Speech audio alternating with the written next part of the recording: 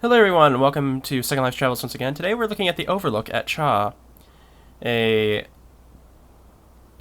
build based on the novel by Stephen King, and also probably as well known as also the Stanley Kubrick based on the same title, The Shining. So we're going to go ahead and take a look here. I'm actually unsure if this was particularly put up for the Halloween season, but I've decided I'm going to go ahead and take a look at it in any case, because it's a fairly nice little build. It's more so for photos than actually being more of a horror type thing in any case. So let's go ahead and just go ahead and make our way up to the hotel here, as we can see it coming over the distance here. There's actually a full-on hedge maze to our right, which we'll take a look at after we've taken a look at the hotel. I'm getting a few hitches here and there, but it's not too bad in any case. We're running on advanced lighting as usual. There's a really nice little snow effect, and we also have the snowmobile here.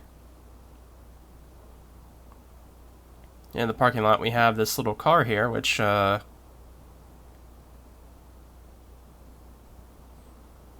be the same type as the one from the film. I'm not actually sure. I don't quite remember. It's been a while since I've seen Stanley Kubrick's The Shining in any case. There's always a fun little note to bring up the fact that Stephen King actually did not like the version that Stanley Kubrick made, so he made his own miniseries a number of years later.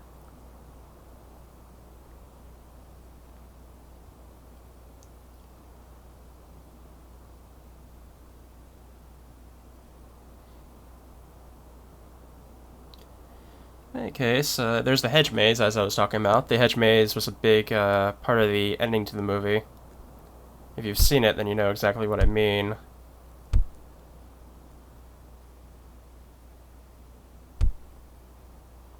Yeah, we'll go ahead and take a look at that afterwards, because I'm assuming we'll probably be in that hedge maze for a while, if I decide to do it now. It looks like the hotel is open for us to go ahead and look at, the Overlook.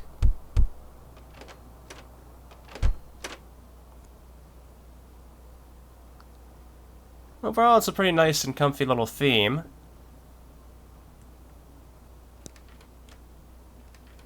I get a little coffee mug with Overlook on it. That's neat. Reception desk. We see the pictures as was seen from the movie, and I'll go ahead and zoom in on the middle picture, I think, in a moment. But yeah, these are all the guests that were once at the Overlook Hotel many years ago. And the middle one's particularly noticeable because this is the one where Jack Nicholson's character in the movie is actually in one of these, which he's the main person right there at the bottom, as we saw a moment ago.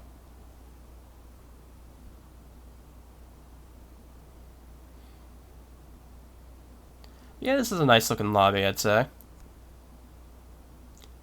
We do have two different rooms to go down. We'll go ahead and go down the one on the right side first, as that's more like a, guess I'd call it more like a dining room area.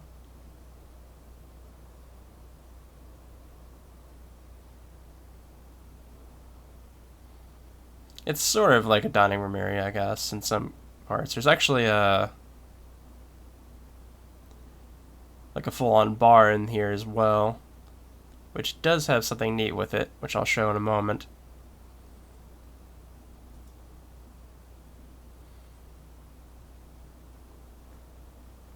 Yeah, here's the dining room. We also have these nice little photos up here as well.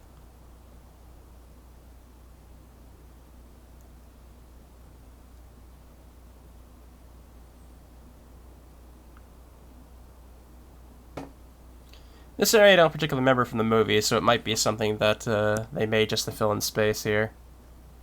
But this bar area was something that was noted in the movie, and as we walk up to it, we will see that there's a axe on the counter, and there's also alcohol that just kind of appears out of nowhere.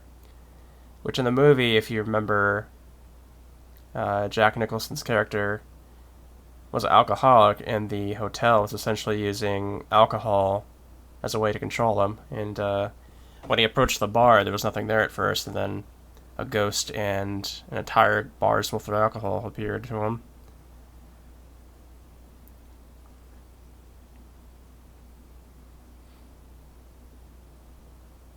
So it's a neat little effect that stems a bit from an actual bit of the plot, with the alcohol just sort of appearing like that.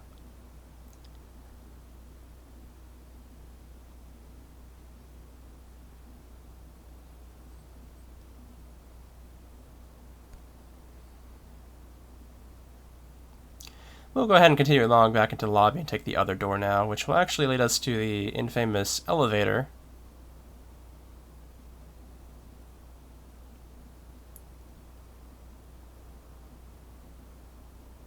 Let's go ahead and take a look at this reception desk. I just want to make sure it didn't have any sort of little thing it did if you approached it as well. But yeah, there's the elevators in the back. And they're pretty much infamous for pretty much the most known scene in the movie.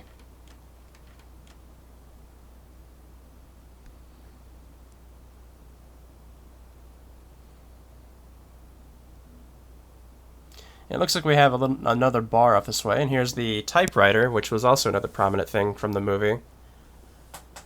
Jack Nicholson's character was trying to write a novel, and was very much having difficulties with it. And he would sit in the, basically be like a lobby area, trying to write this as well.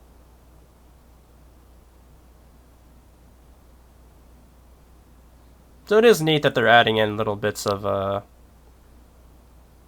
items from what the story had. Yep, the bar fills up once again once we approach it. No ghosts though, so I guess we should count ourselves lucky.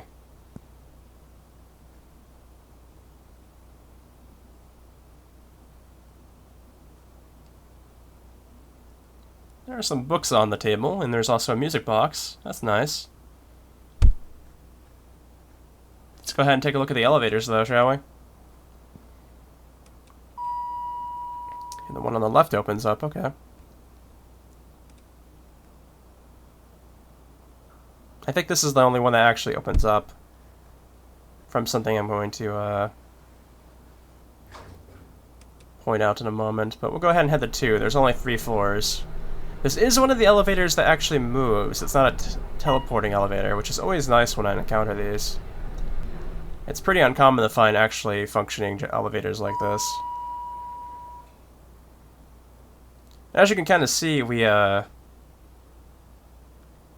ended up on the right side elevator when we went into the left one on the ground floor, which I thought was kind of a amusing little thing. But it looks like we're on the 2nd floor now, and there's indeed a tricycle in the hallway. Come and play with us. And we have the creepy twin girls out here as well, taking a visit to us.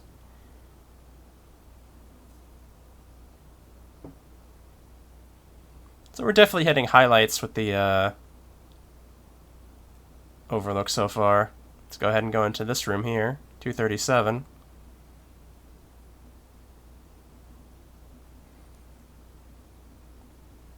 We have some pretty funky looking wallpaper up on here. But it looks like a fairly normal looking room for the most part. Let's go ahead and check the bathroom, shall we?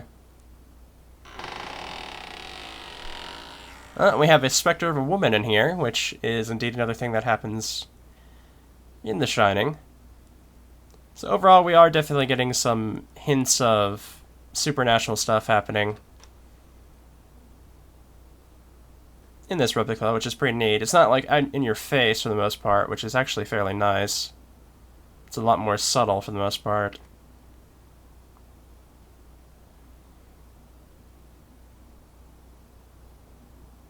Other doors seem to be opening up, so I guess we'll be heading up to the 3rd floor. The twins are back. Play with us. They want us to play with them.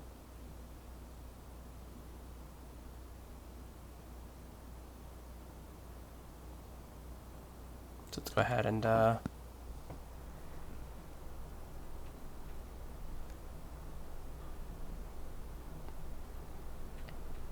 yep, here comes the elevator.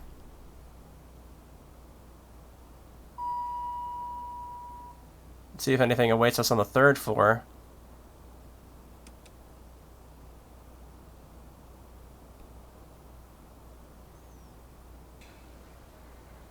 I really like this elevator.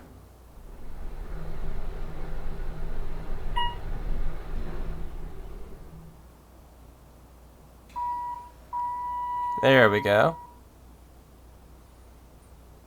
It appears to be fairly similar to the 2nd floor, as you can imagine, with a hotel.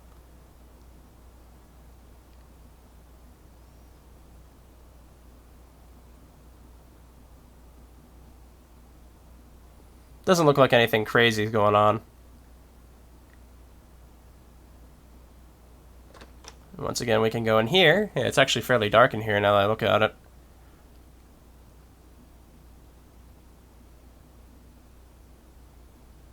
Can open the drawers.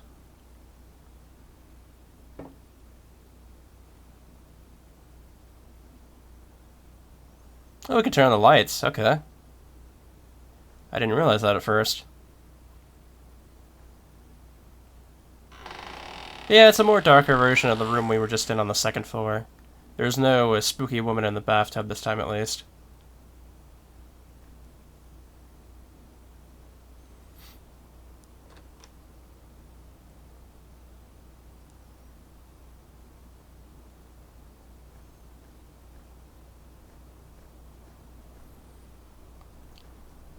And of course, we have the floor carpet there. That's pretty well known as well, because you see it in a lot of like posters and screenshots of the movie.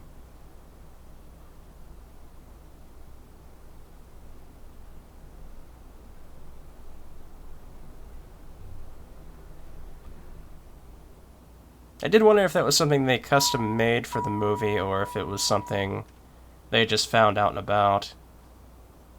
Because I'm sure it's probably worth quite a bit now, this particular pattern design.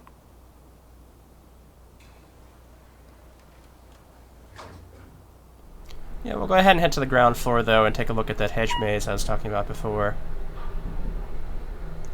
Overall, I have to say it's a pretty good replica. And I do like how there's more subtle things going on than just being blatant about everything.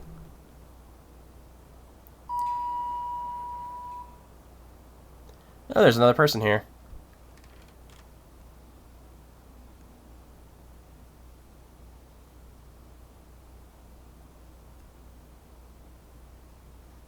For some reason I can't, okay, there we go.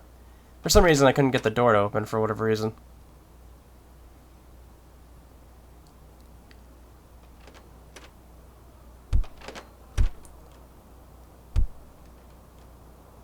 Alright, let's go ahead and throw ourselves into the hedge maze. I'm actually not sure if there is an exit in here, though. We'll go ahead and wander around it for a bit anyways.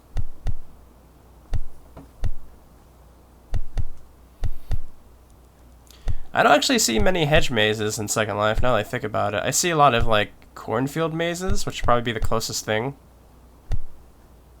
But not too many of these hedge mazes.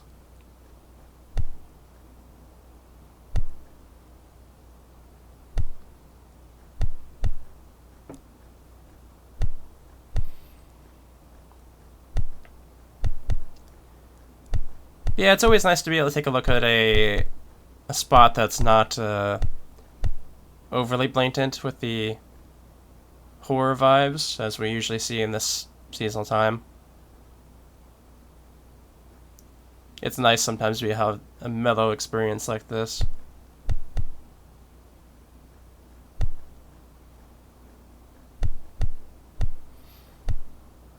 I'm assuming if there's an exit, it would be like on the just on the opposite end of where we started, which I'm kind of trying to head towards. But as the maze does, it's kind of throwing me off a bit.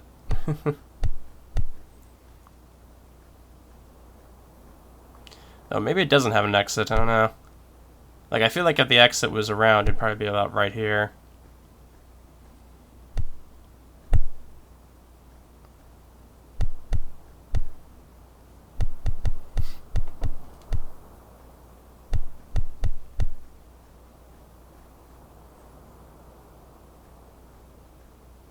And I hear like a small howling of the wind or something along those lines, or maybe it's like a car in the distance sort of sound. in this outside area at least. I don't remember hearing it in the hotel, but that's another nice little ambient thing going on.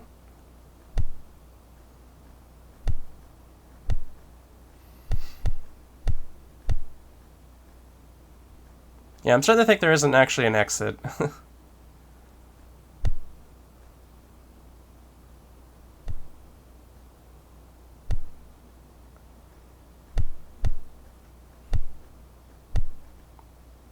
Yeah, let's go ahead and check and see if there is an actual exit here. I was correct in the fact that I thought this would be the end, and it would have been, I assume. But yeah, it looks like there's only one in and one way in and one out. But there's this nice little center area, so let's go ahead and try and get to that.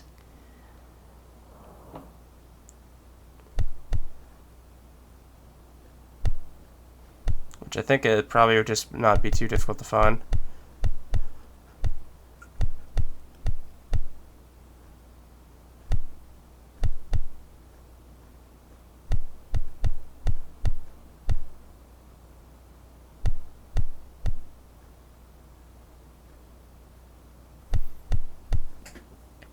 Yeah, but yeah, it's an overall nice little build.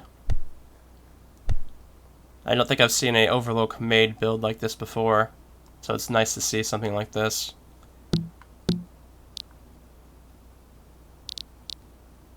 And I hope you guys enjoyed this video. I'll be back with more Second Life Halloween videos here real soon. So, see you then.